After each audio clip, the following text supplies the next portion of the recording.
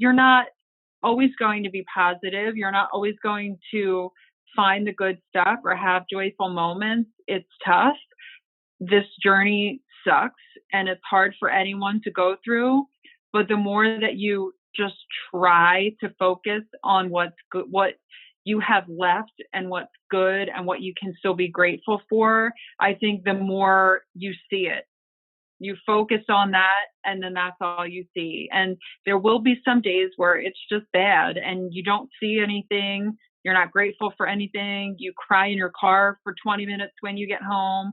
But that's just all part of being human. It's part of dealing and coping. And you just have to acknowledge and hold space for the emotions that you're feeling, whatever they may be.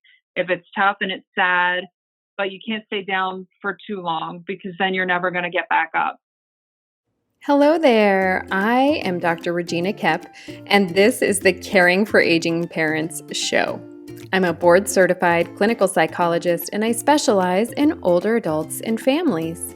I help you manage the most complicated situations with your aging parents so that you have peace of mind knowing that you are doing everything you can to help your parents live their best lives without giving up your own life in the process. So for the best tips on helping you to care for your aging parents, subscribe to my show and you'll get new tips every Wednesday. As we get started, I wanted to share with you an important guide that I made called Dementia 101, a beginner's guide to dementia disorders. In this guide, I talk about what dementia is and what it isn't. I describe the phases of dementia and what to do if you're worried that your aging parent may have dementia. I'll link to it in my show notes, so take a minute and download it. It answers some of the most frequently asked questions I get about dementia. Today, I am delighted that I get to spend the hour learning about Lauren Dykovitz's experience of caring for her mom with dementia. But more than that, to learn about Lauren herself. Lauren Dykovitz is a blogger and author. She lives with her husband and 2 black labs. Her mom, Jerry, was diagnosed with Alzheimer's disease in 2010 at the age of 62. Lauren was only 25 years old at the time. Jerry is still living with late-stage Alzheimer's, and Lauren writes about her experience on her blog, Life, Love, and Alzheimer's. She's also been a contributing writer for several other Alzheimer's blogs and websites, and Lauren self-published her first book, Learning to Weather the Storm, a story of life, love, and Alzheimer's. She's also a member of Alz Authors, a group of authors who have written books about Alzheimer's and dementia. Please visit lifeloveandalzheimers.com to read more about Lauren's journey. Let's get started. Well, so Lauren, thank you for being willing to do this interview. I really appreciate it. I saw your recent post about your the changes that your mom is going through and how heartbreaking it is. And so I appreciate you sharing your time now in the midst of heartache. Sure, no problem. So I'm hoping that you could share with us a little bit about your mom's journey with dementia, and I guess that would mean your journey with dementia too. If you could spend some time. Sure. So my mom was diagnosed with early onset Alzheimer's when she was 62. And at the time I was only 25 and had just gotten engaged the same month that she had gotten diagnosed. It was a bit of a long road to the diagnosis because both of my parents were in denial that anything was wrong. And my mom just kept saying, oh, I'm just getting older, I'm forgetting stuff. This is old age. And we would say, you're not that old, Mom. You're only 60, 61. And so we finally got them to go to the doctor and ended up getting the diagnosis that I think we all kind of suspected in the back of our minds. And then just since then, it's just, been a bit of a roller coaster of trying to accept her diagnosis and accept her ever changing condition and her decline, as well as just to continue living our own lives, my sister and I, living our own lives, because we were young adults when this whole thing started. Mm-hmm.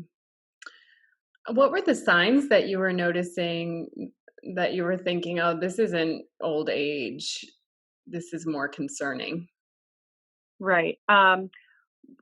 Memory loss was one thing. I mean, of course, that's always a big sign for people. She would forget things, but it wasn't, to us, it wasn't normal forgetting. It was asking the same question repeatedly in a matter of minutes, or forgetting something that you just told her, or, just the same information over and over again, and forgetting words for things, names, people's names, just common information that it seemed more than just slipped your mind. And she also forgot how to do things that she had done her whole life. For example, she used to always order like unsweetened iced tea when we went out to lunch or anything like that. And she would put her sweetener in it and she would put a lemon in it. She forgot how to do that. And this was something that she did, almost every day of her life. And it was suddenly she would get her iced tea and not know what to do with it. And she put sugar in it before, which she never used. I remember one time she put salt in it by accident, and then she would kind of laugh it off, but we knew that, there was something else going on. And another big problem that my mom had was always with her vision. She almost had kind of like a tunnel vision, where she couldn't see things that were right in front of her because her peripheral vision was off and her depth perception was off, which is something that I never contributed to Alzheimer's, but I knew that something was wrong and something was going on. And later to find out with the diagnosis and later down the road, that's a big part of Alzheimer's, is losing your depth perception and your peripheral vision. So that was a huge thing for my mom, a huge problem for her that I would have never even thought it had anything to do with Alzheimer's. Yeah. And just a personality change in that she became more socially withdrawn from people, and she used to be, a social butterfly, and she could talk to a wall for hours, and she stopped being like that. She would be in a room full of people and she would just kind of sit back by herself and then accuse everyone of ignoring her. And that was something that, again, was very different for her, but I didn't necessarily attribute that to a cognitive impairment problem. So, but learning later on that again is another big symptom of Alzheimer's and dementia. Yeah. What do you think it was that helped your mom and your dad take it seriously and get to the doctor? My sister and I just not letting up. We just kept on and kept on and kept bringing it up. And they did go to her primary care doctor initially, who just said that she had anxiety and gave her some Xanax. And whenever my sister and I, whenever my sister and I would see her, she was sleeping all the time, falling asleep, just taking Xanax regularly, not symptomatically, and she was asleep all the time. And we thought, this isn't right. And she was still having the issues that we had observed prior to her getting the anxiety diagnosis. So we kept pushing, and she finally went to a neurologist and had other testing done. He confirmed the diagnosis of anxiety initially, because my sister and I believed that our parents weren't being totally honest with the doctor about what was really going on and how bad it was. So we insisted that they make another appointment with the neurologist, and my sister and I went. And I'll never forget that day because it was so uncomfortable sitting there feeling like I was telling on my mom, because I'm telling all these things that the doctor obviously didn't know, that they didn't tell the doctor. So we felt like we were, telling on her, but we knew we had to be honest in order to get the correct diagnosis. And that led to more testing, which led to the diagnosis. So I do believe it was just because my sister and I would not let up, and we just kept on them about getting a diagnosis. Okay. Did your parents have insurance? Could they afford all of these doctor's appointments? They did. My dad always had a really good job and had really good insurance through all of that, although he didn't necessarily keep us in the loop with that kind of stuff. He's very old school, like we're the children, and we should listen to our parents and not talk back and not. So a lot of that whole process, I feel like still I don't know everything that happened, and we were left out of a lot of that. But as far as I know, they always had good health insurance, and so they were able to, thankfully able to afford all of that. Especially in your early 20s when you're noticing this and kind of Right. confronting your parents. Mm-hmm. That's a really Right. intense thing to do as in your early 20s. Right. And I was going through my own stuff in my early 20s. I had just started my first real full-time job. I was a police officer, and my job was obviously a stressful job, and my schedule was stressful, working shift work and overnight on weekends and holidays. So I wasn't around for a lot of what was going on. And I would go maybe weeks at a time without seeing my mom. So the changes were very apparent to me, as opposed to my dad, who saw her every day. And the fact that I had just gotten engaged when she was diagnosed, and trying to go into that phase of my life and just planning the wedding. And a few years prior, my sister had gotten married, and my mom was very much a part of planning my sister's wedding and going and buying all these little things for her wedding and surprising her. And she couldn't do that I don't even think she really realized what it meant that I was engaged, getting married, planning a wedding. She wasn't excited the way she was for my sister, and she couldn't help me plan. So all of those things were really affecting me, along with her diagnosis. Oh, yeah. So the losses started so early for you.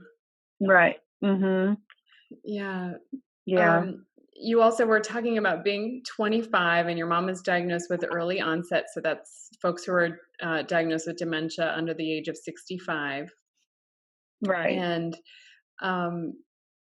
And you're in this stage of your life where you're leaving your family of origin and building your own family. You're getting married, and then you get this diagnosis and you're 25 and your mom is 62. It's all too young for this to be happening. What was that like for you as a 25-year-old? It was difficult, to say the least. I really did not talk about it. I didn't talk to anybody. I did not tell anyone.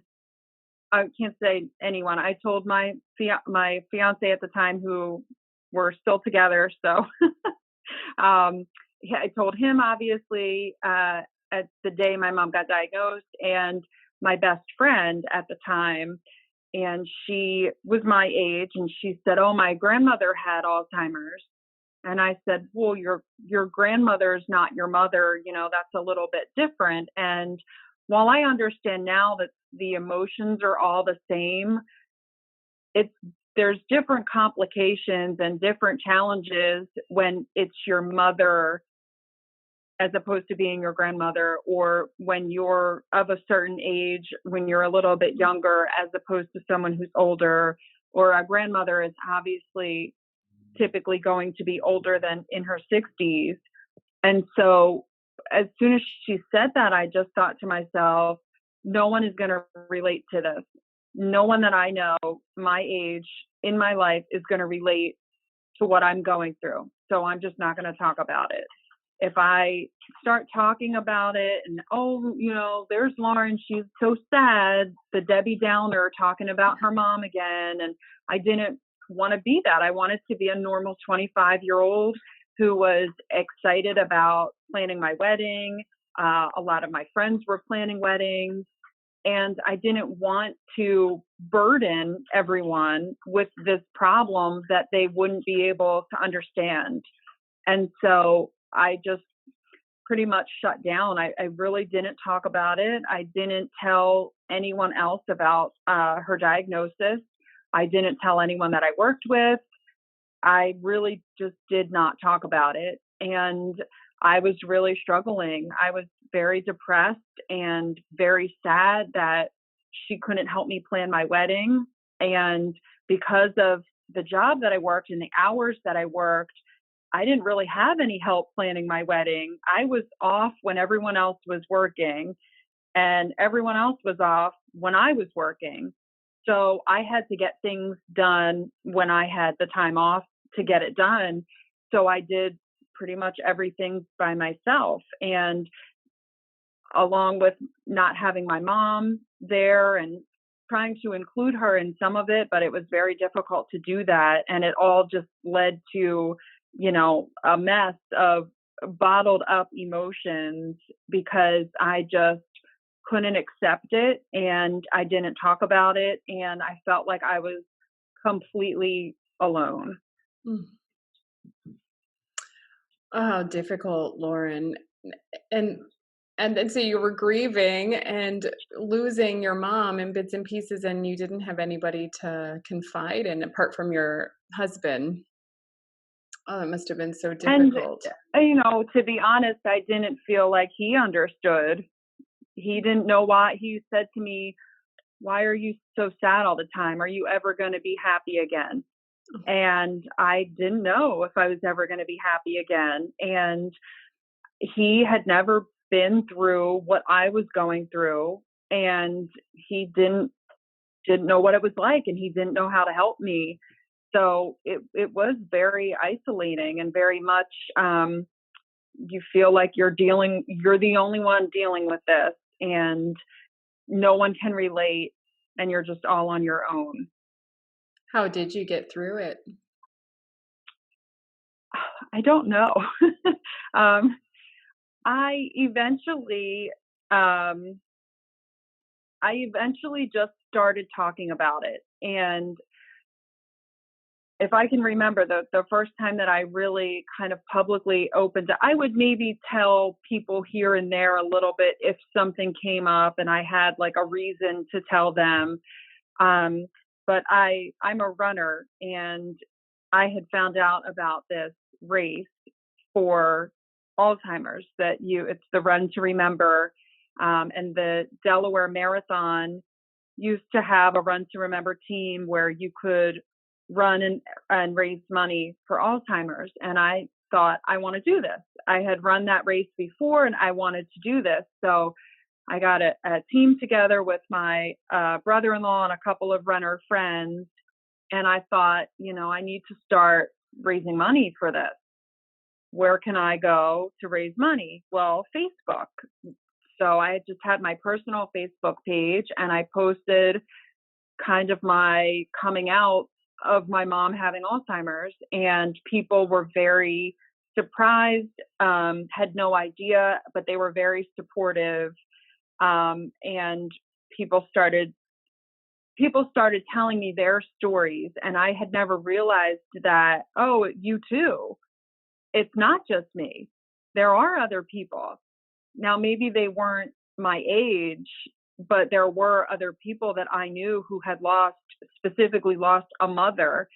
And so I found that the more I started talking about it and just posting on Facebook about it, I felt better. I felt like it was a weight off my chest, and it was therapeutic for me to write about it and tell other people about it. And so I just kept doing that more, until later down the road, it led to a lot more writing and talking about it.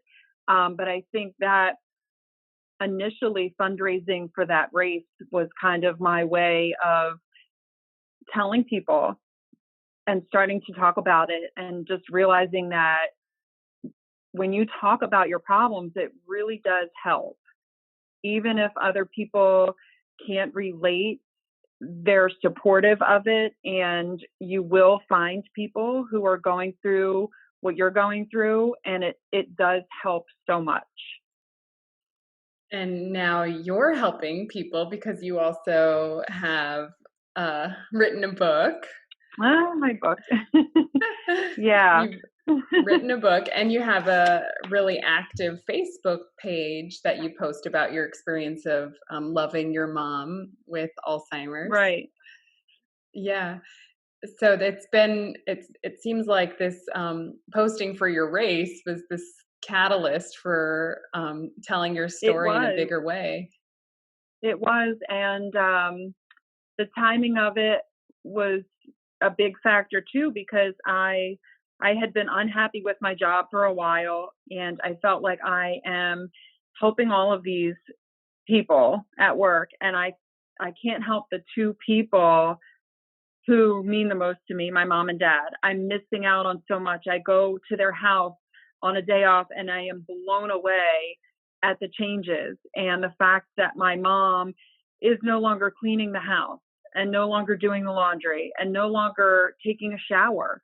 And I would go over at 2:00 in the afternoon, and she would be in her pajamas. And it devastated me that I'm helping all of these people, but it's taking away from my ability to help my own parents. And I don't like my job, and I'm not happy, and this doesn't make sense anymore. So I ended up quitting my job as a police officer, not knowing what I wanted to do next, but knowing that I wanted to help my mom and dad until I figured it out. And that's when I became a part-time caregiver for her.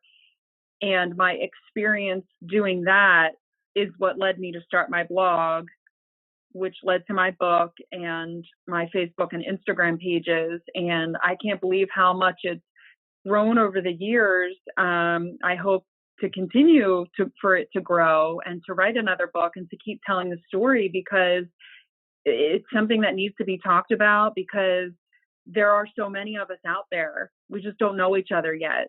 Mm-hmm. And when we connect online and we get to know each other, we feel less alone, and our struggles feel shared, and we can relate to each other and help one another get through this, instead of just suffering in silence on our own, thinking that there's no one else in the world that knows what this is like.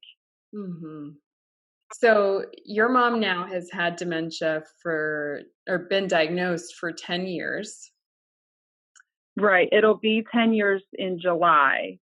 So almost 10 years. So what has if you're reflecting over the past 10 years, what has your journey been like? I mean, I don't even remember who I was when this whole thing started. I feel like it's really changed me, but honestly, more for the better, because I have really grown as a person much more than I think I would have if I hadn't experienced this with my mom. I've gone through all the range of emotions, and as any caregiver or anyone who loves someone with Alzheimer's knows, that it's constantly up and down, back and forth. You're going through all of this, and then you kind of hit a plateau, and things don't change for a while. And then the next thing you know, you're racing through the decline again, and you're on to the next phase, and you didn't even get a chance to say goodbye to the last phase. And I don't think that I ever realized that I was grieving, because my mom wasn't dead. And I always felt like, well, you grieve someone who died, but I was grieving someone who was still alive. And I don't think for the longest time, I don't think that I ever realized that you could grieve for someone who was still living. And so with grief, we know that there's lots of emotions of being sad and angry and resentful. And I would say that the last 10 years have just been a constant cycling of the grief cycle and going from sad, angry, depressed, resentful back to sad and just going through the grief cycle constantly over a period of 10 years, which is crazy to think that, most people, you're grieving a death and at some point you start to feel a little bit better and maybe have some closure. But with this, you don't get that. You don't get the closure. And it just is a cycle that just repeats itself ongoing for a period of, in my case, it's been 10 years. Yeah. But I do think that I have learned a lot over the last 10 years that I would have probably never learned otherwise. I don't think that I would be a writer today. I don't think I would have written and published a book. I don't think I would have a blog. I would probably still be a police officer going to work and being miserable every day and not ever really kind of learning these things about myself and about life and about grief and death and all the things that I have learned over these last 10 years. Well, through the 10 years, you've also had different roles of caregiving, right? You've been a hands-on caregiver and then a long-distance caregiver and back. Right. Yeah. What have those roles been like for you? Oh, well, like I said, a few years into my mom's diagnosis was when I quit my full-time job and I became a part-time caregiver. So that was my first experience with it. My mom was only 3 years into the diagnosis, so it was much easier, but in a way harder because I had learned all the lessons that I've learned today. And so I was very impatient with her and I would snap at her. And it just seemed like the smallest problems were these big problems that I didn't know how to deal with. And now I'm like, I wish I could go back to those days when that was my biggest problem. And I did that for on and off for a few years. And then I moved away with my husband to support his career. He was going to flight school. So we had to move away temporarily. And I was this long distance caregiver who would travel home every couple of months. And when I would go home, I would stay at my parents' house and I would take over and I would take care of my mom and give my dad a break. And he was still working full time at the time. So when I would come to visit, I took over and I did everything. And so that he would get a break. And then when we eventually moved at the end of flight school for my husband, we moved back home and I became the part-time caregiver again. And that was probably the hardest year of my life because my mom had gotten a lot worse. She needed a lot more care. And I was just fully immersed in her Alzheimer's, in taking care of my parents, in being there for them. If I wasn't there with them, I was thinking about them. I was worrying about them. I was at the store buying things for them. I was making phone calls for them and taking my mom to appointments or taking, my dad going to the grocery store for him. I mean, everything that I did was for them. And by the end of that year, I was a hot mess. I thought I was on the verge of a nervous breakdown and ended up having a conversation with my husband, my sister, and her husband. And the consensus was, you can't do this anymore. You can't do this anymore. You're young. You should be having a career. You should be having a life. And dad needs to retire and get full-time help for my mom, or she needs to go into a facility. And we had several meetings with my dad. It felt like a intervention almost because we pretty much always knew that he did not want to place her anywhere. And knowing that, we need to figure out something else. We need to figure out another way to get help, because if she's going to stay at home, he needs help. And I can't do it anymore because I am on the verge of a nervous breakdown, and I at least need to step away for a while. So we set up consultations with care agencies and kind of sprung them on my dad and had him there.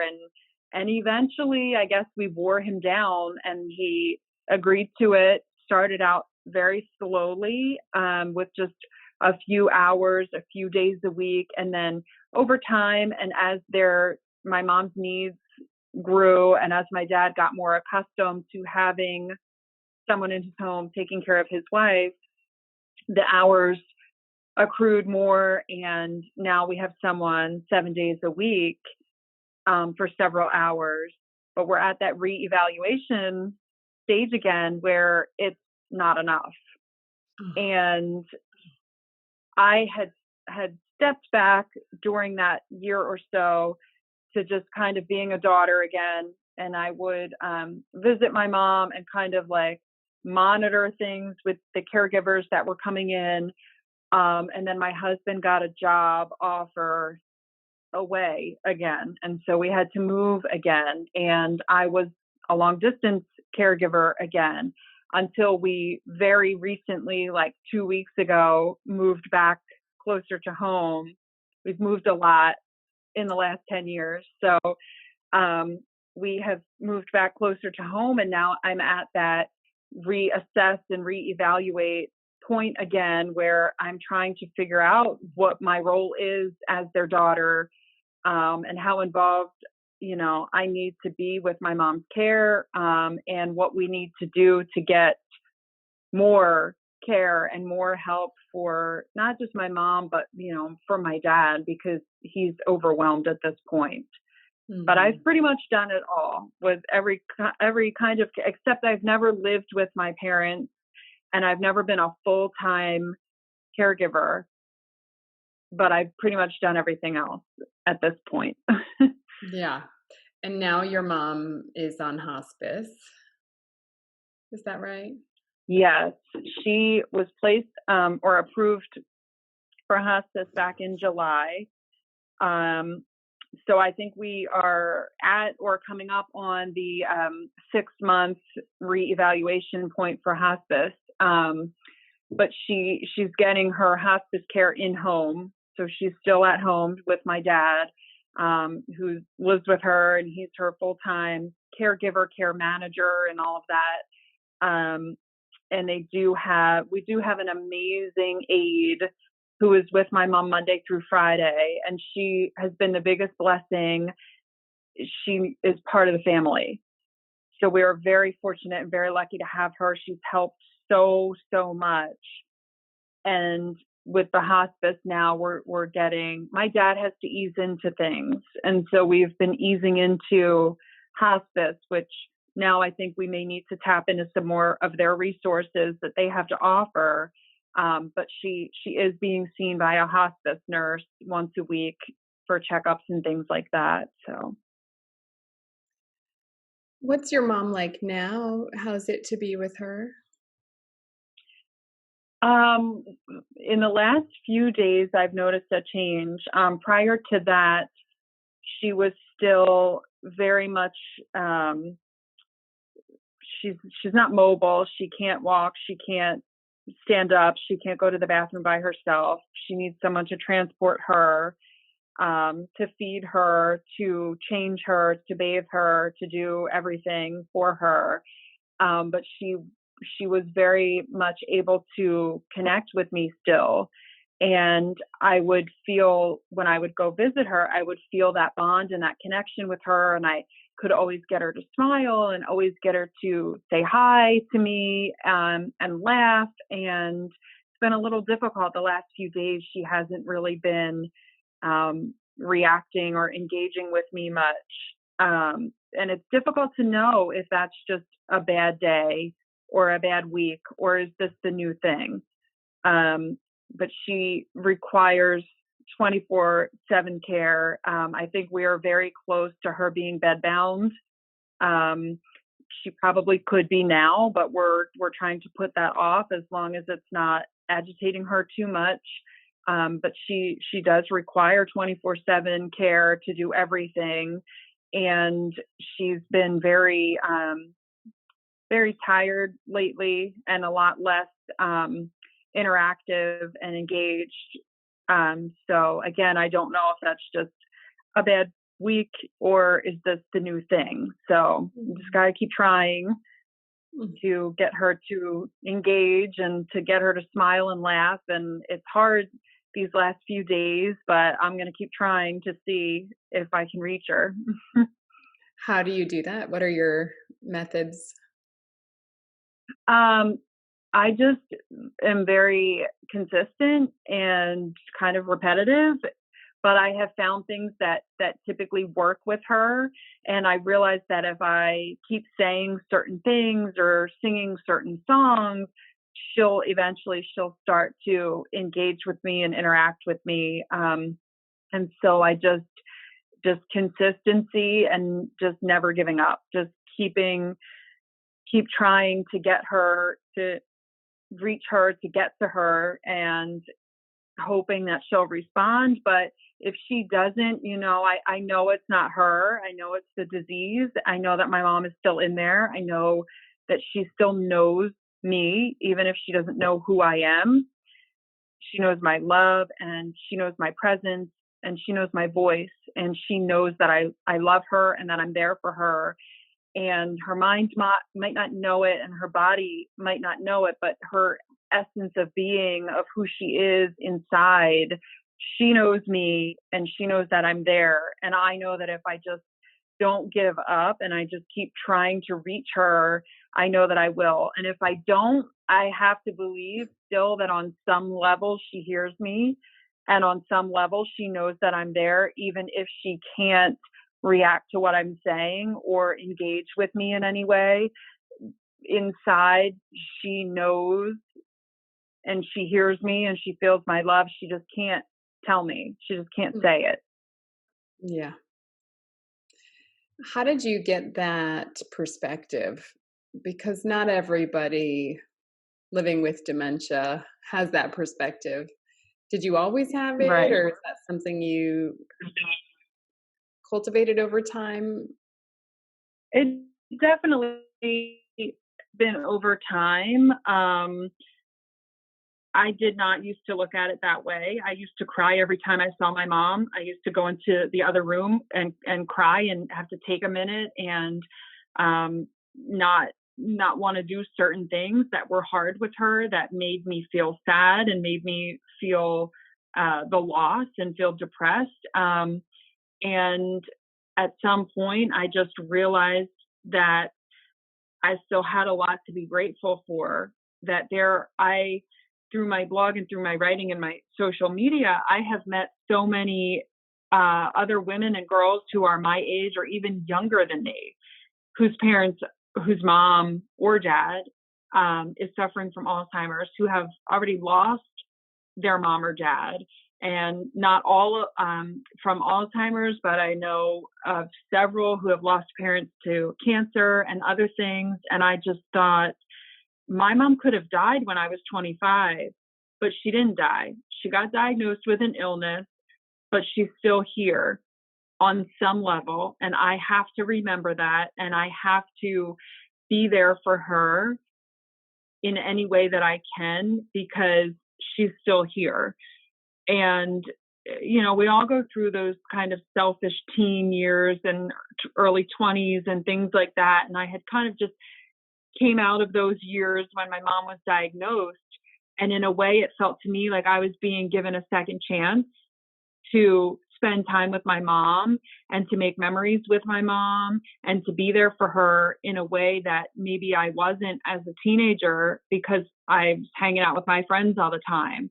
And that's all I cared about in college, was partying and hanging out with friends. And now I'm given this second chance to be there for her and with her and spend time with her and make memories with her. And if she had just died when I was 25, I would have never gotten that chance. I would have been left with a lot of regret and a lot of things that I wish I would have done differently. But in a way, I've been given a second chance to spend time with her. And although it's not the journey that I would have ever chosen, and I wouldn't wish it on my worst enemy, but it has allowed for us to cultivate this bond that I'm so grateful for, and that this is how I will remember my mom, and this is how I will remember our relationship, is this bond and this love that's unbreakable, and just kind of led me to realize that I have a lot to be grateful for, that it could always be worse. A lot of people have it much worse than I do, and I still have a lot of things to be grateful for. And reminding myself of that, and reminding myself of all of the losses that I've suffered already, of losing my mom's ability to do different things, and her remembering my birthday, and us going to lunch together, or her calling me on the phone, or just all of those things that I've lost, that I would do anything to have those back. But I know that I'm going to lose even more, and I'm going to be begging to have this back someday. What I have right now, as hard as it is, someday I'm going to miss it. And that really just hit me. And over time, I kind of cultivated that into a more positive and grateful perspective. And just her being put on hospice makes me feel like we're living on borrowed time. And I want to do the best and the most with that time that I can, because I don't want to regret anything when she's gone. And I don't want to wish that, I just sat and felt sorry for myself the whole time, and I just didn't spend any time with my mom, and now I missed her so much. But now I'm just spending that time with her and trying to have those bonds and create memories and moments of joy with her, because I know how much I'm going to miss it when it's gone, and I'll never get it back. What kind of mom was your mom growing up? Oh my gosh, the best. My mom was a stay-at-home mom. And, so I'll back up. My mom and dad are high school sweethearts. And my mom was only 20 when they got married. They tried for 15 years to get pregnant and had a real struggle with getting pregnant, until suddenly, finally, my mom got pregnant with my sister. And then 2 months after my sister was born, she got pregnant with me. So my sister and I are only 11 months apart. And we were our mom and dad's entire world. We were everything. And I don't know how my mom did that, with having two that were like under a year old at one point, and just raising us. But we never went without anything. And she was always there for us. She volunteered in our school lunchroom. She went on all the field trips. She was always taking our friends out places and having sleepovers, having our friends at our house and over for dinner. And she was always surprising us with things.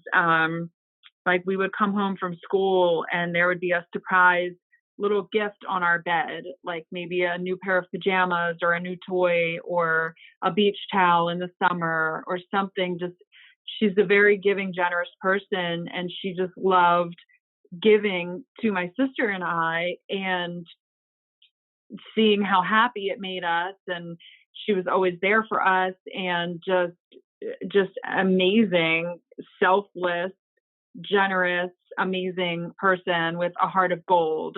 And she still is. She would be out buying me gifts every day right now if she could. She just can't anymore, but she would be doing that still. That's just who she is. She's just a very kind person, always sees the good in everyone, always puts others before herself. Even today, when I'm feeding her, and sometimes she'll say, do you want some? Or I should be feeding you, you should be eating this. Do you have something to eat? She's always putting everyone else before herself. And that's just the kind of mom that she's always been. What have you learned about your mom since she's had dementia? I think that she's stronger than I ever realized. Um, I think as a younger person, you're sometimes critical of your parents, and I just never realized how strong she is. I just never knew that she had that in her, and that I can't imagine what a day in her life is like, and waking up with the struggles that she has, but she's there every day.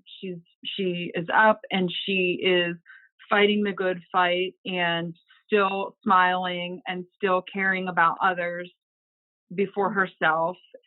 And it just really makes me realize how strong and how generous and selfless of a person she is, even more than I ever knew. What have you learned about yourself? I mean, I've learned a lot of lessons along the way, which has just helped me kind of, I not even learn who I am, but just kind of become who I am.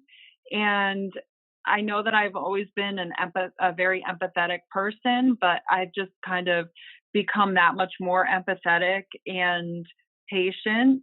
And I just feel like I've just learned so much, and that I can handle so much more than I ever thought I could handle. And that who I am at my core is, very close to who my mom is, and that I'm so much like her.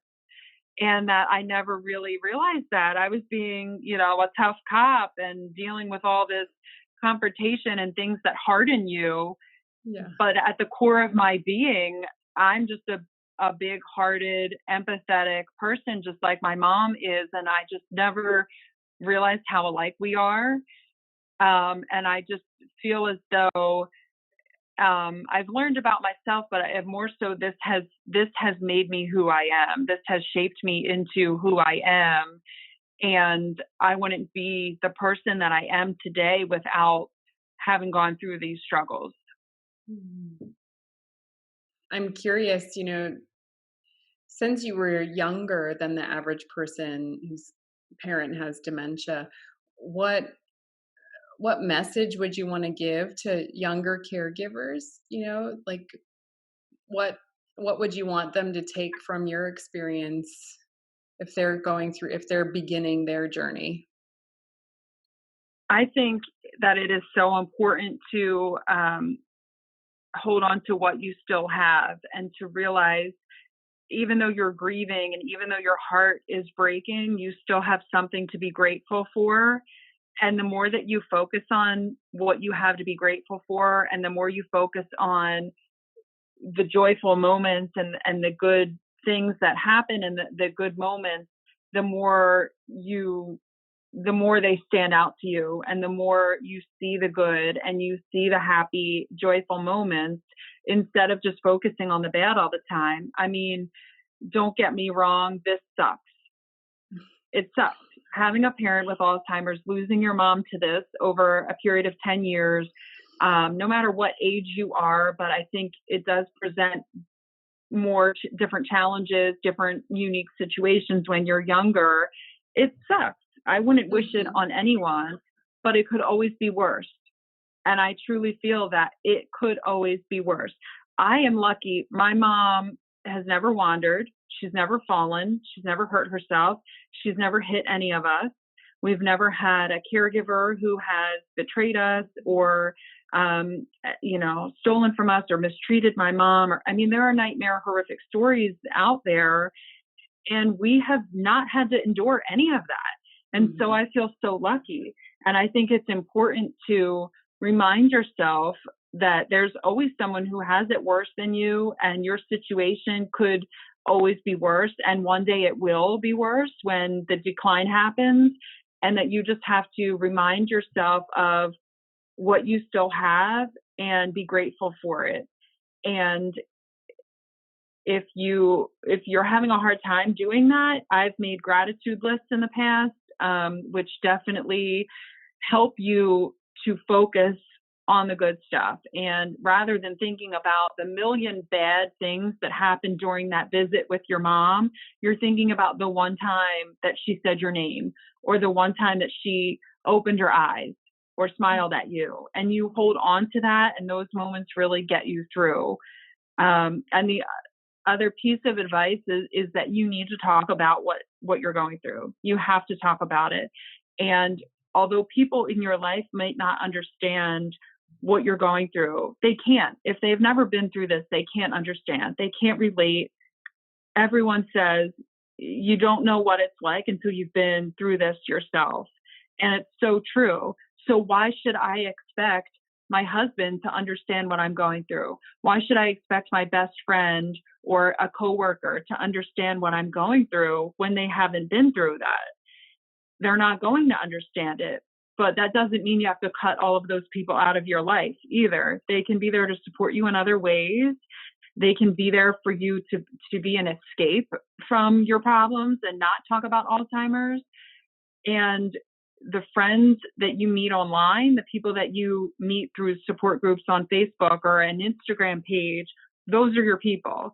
And you need to connect with them, get their phone numbers, message with them, and talk to them, because those are the people that know what you're going through. You don't know them in real life, but they're there. And there are so many of us who are going through the same thing. We just don't know each other. And thankfully, through Facebook and Instagram and other social media, we're all able to connect and relate to each other. And you need to have someone that you can reach out to that gets it, that knows what you're going through. And that person will really be there for you more so than anyone that you know in real life. And so my advice is to really seek that out, to find someone that does get it, someone that can relate, because I've made so many friends through Facebook, and we talk on the phone now and message each other, and we're a different kind of support system for each other that people you know in real life might not be able to provide that support for you. But you have to talk about what you're going through. The more you talk about it, the better you'll feel, and the more you'll connect with other people who know what it's like and have been through it themselves. Great. I wanted to read a little piece of what you had written here. Oh boy.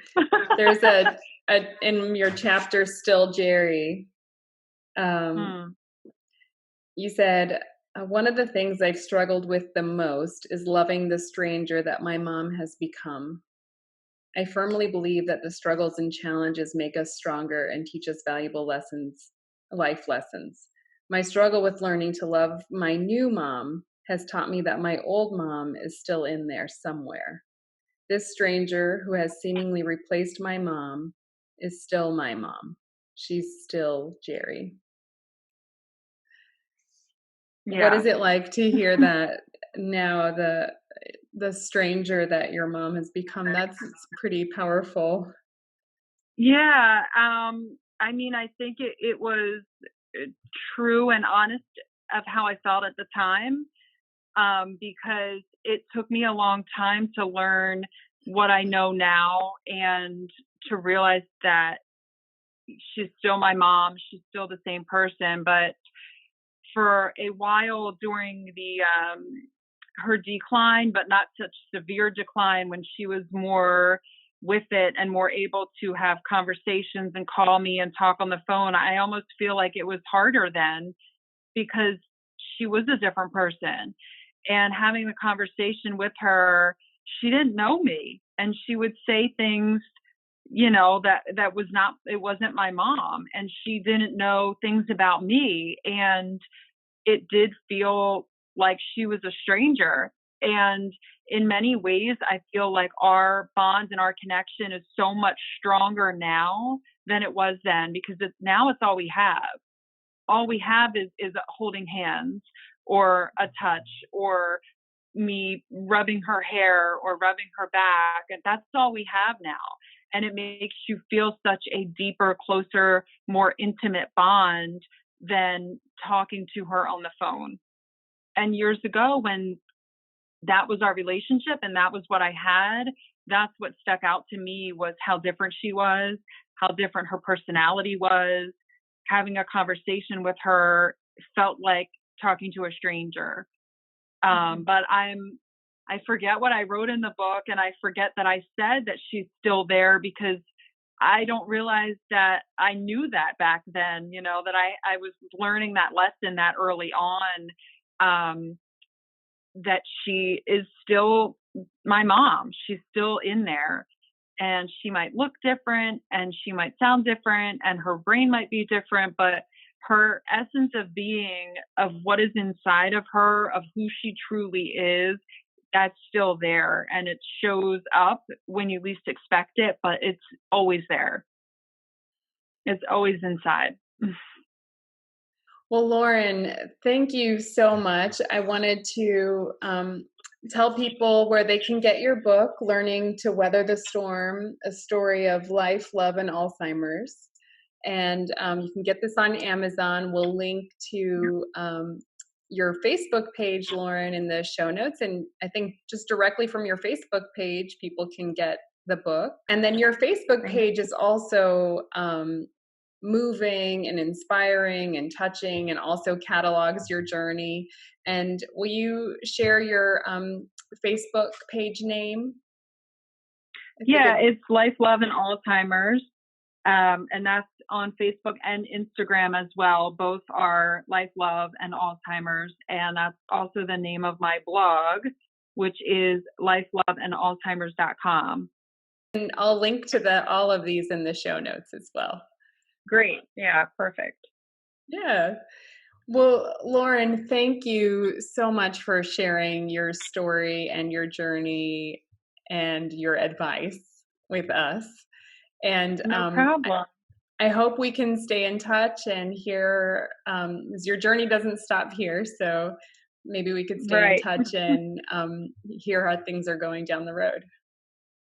Definitely. Thank you so much for having me on. That's all for today. And in wrapping up, I wanted to remind you about the freebie that I made about dementia called Dementia 101, a beginner's guide to dementia disorders. Take a minute and download it. It will really help you out. If this video was helpful, be sure to subscribe, and don't forget to share this video with your friends who are caring for their aging parents, because nobody should have to do this caregiving thing alone.